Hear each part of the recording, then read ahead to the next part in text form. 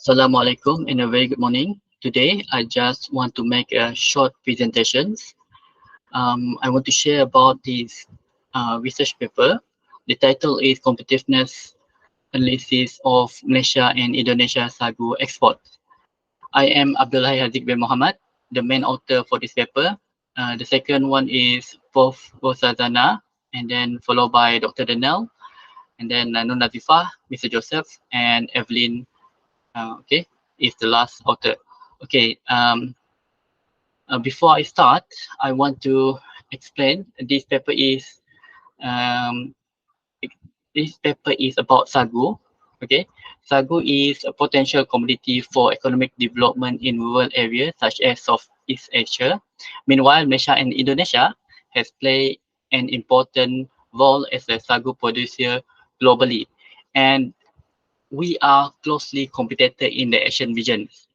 The market issue here are always rising as the main issue amongst the exporter. So Malaysia also exports sagu and Indonesia also exports sagu. So there is a competitor between the countries. Okay, so Malaysia is estimated to be the third largest in terms of plantation of sagu, but it has been the biggest exporter for the sagu compared to Indonesia. Therefore, this issue is significant to be discussed because Indonesia, even though they have a larger area of plantation for the sagus, but it's still behind Malaysia in terms of exporting the sagus. Okay, so this is the issues. The because we want to see the competitiveness between these countries. Okay, so the research indicates the competitiveness of sagu between Indonesia and Malaysia and Indonesia to know which country have the most market share in 3 decades, which is in year 1990 until 2019. Okay, 30 years. Okay, so Malaysia and Indonesia are both largest exporters of sagu in the regions. Thus, the aim of study is just to see uh, to to analyze the competitiveness between these two largest exporter. Okay. Okay. The method that we use to analyze this competitiveness is we use the RCA. RCA stands for Reveal Competitive Advantage. According to Senyang and NISPA in 2021, that RCA is used to comply post-trade information and analyze the competitiveness advantage. This is the formulas. Okay, we use the exports. Okay, we use the export to see the competitiveness. Okay, and then the second method is reveal systematic competitiveness advantage. It's almost similar things with the RCA, but the difference is between the RSCA, we try to get the value between -1 to 1. Okay, so next, in RCA we can classify it whether it was strongly competitive or low competitive or moderate. Okay, example, we have 4 stage. From stage 1, which means that the value for RCA is 0 till until below 1, so it's considered um, zero competitive advantage. But if the value is 1 until 2, 1 till below 2, which is the competitive advantage is low. And then if the value is 2 until below 4, means that the competitive advantage is moderate. And then if it was 4 and above, which means that the country have strong competitive advantage. Okay, compared to RCA, and RSCA only have positive value and negative value. If it was positive, which means it has competitive advantage. If it was negative, which means that it has no competitive advantage at all. Okay, that's why I'm telling you the RSCA is almost similar with RCA. Just in terms of RCA, we try to systematic the value between -1 until 1. Okay, if it was positive, which means there is a competitive advantage. If it was negative, which means that it lose competitive advantage. Okay, and then the other method that we use is export growth rates. Okay, this is the method, and then the trade balance index (TBI). Okay, it was used to determine if the country is a net commodity export or imports. Okay, so this is the formula. Okay, next. Okay, this is the result. I try to make it fast here. Okay, this is the formula. You can see this is RCA. This is inverted RCA. This is RSA. So RSA, you can see that the value is between -1 until 1. Okay, it's not going to be more than 1 or more than -1. Okay, so here if you can see that Indonesia here have a negative value. Okay, which means that it has lose its competitive advantage. If it was a positive value, okay, 0.045, 0.2, which is, it was considered positive value, so it has gained its competitive advantage. Compared to Malaysia, Malaysia are steadily competitive since 2000, since 1989 until 2019 here.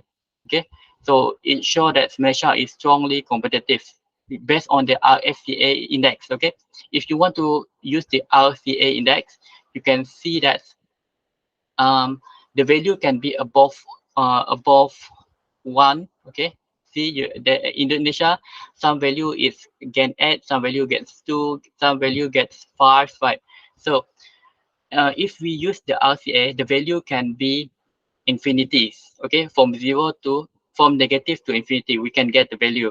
But if we use the RSA, the value is between -1 until +1. Okay, so here Malaysia is steadily gain the competitive advantage based on the RCA.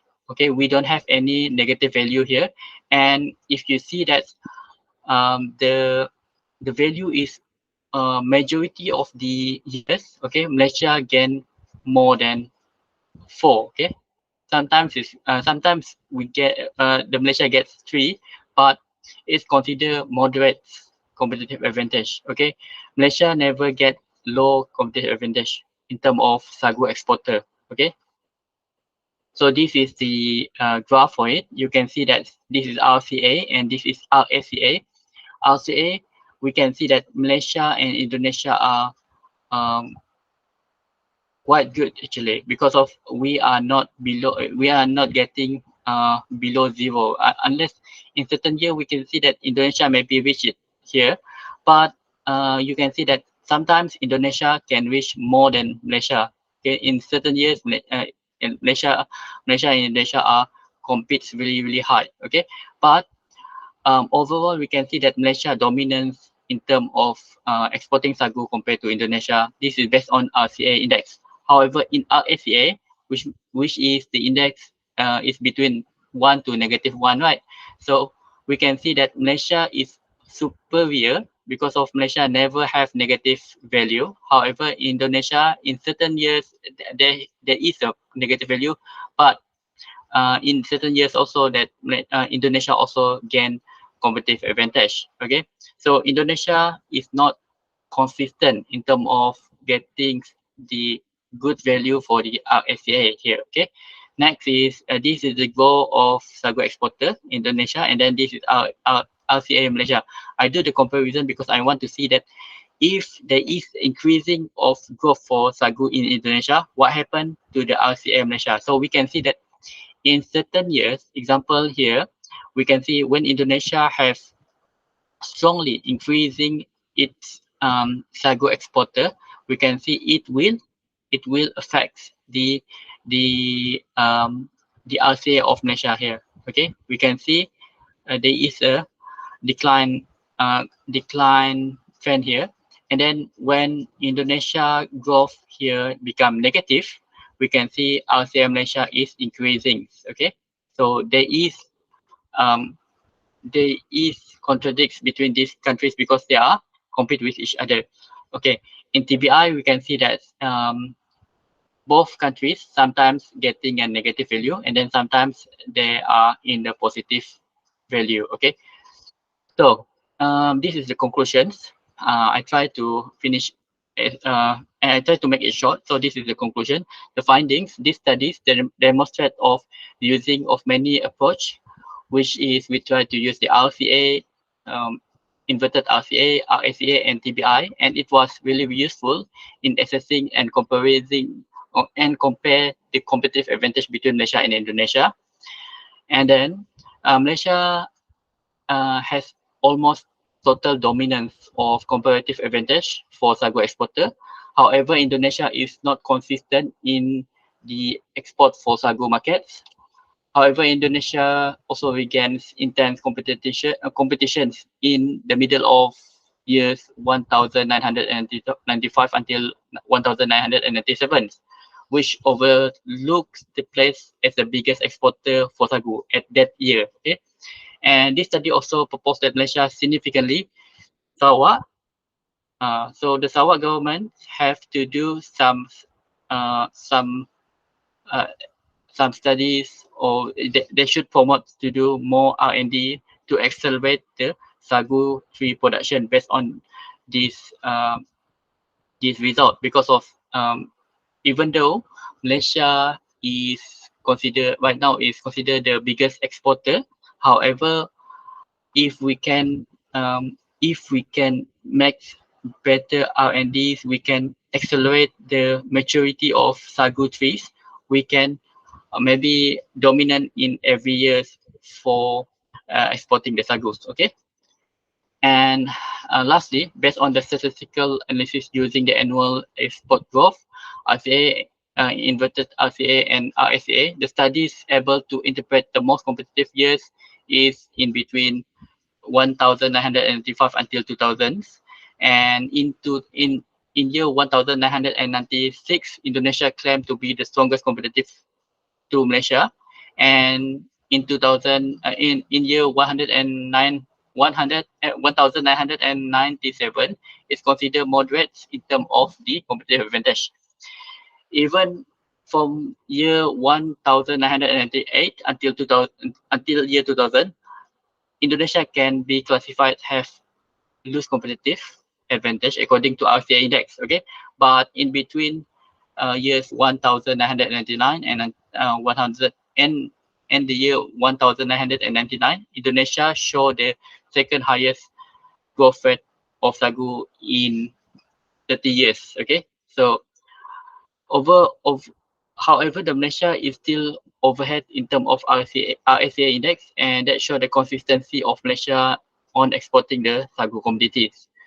Okay, um, this research conclude that Indonesia may have bigger hectare in terms of plantation area of sagu.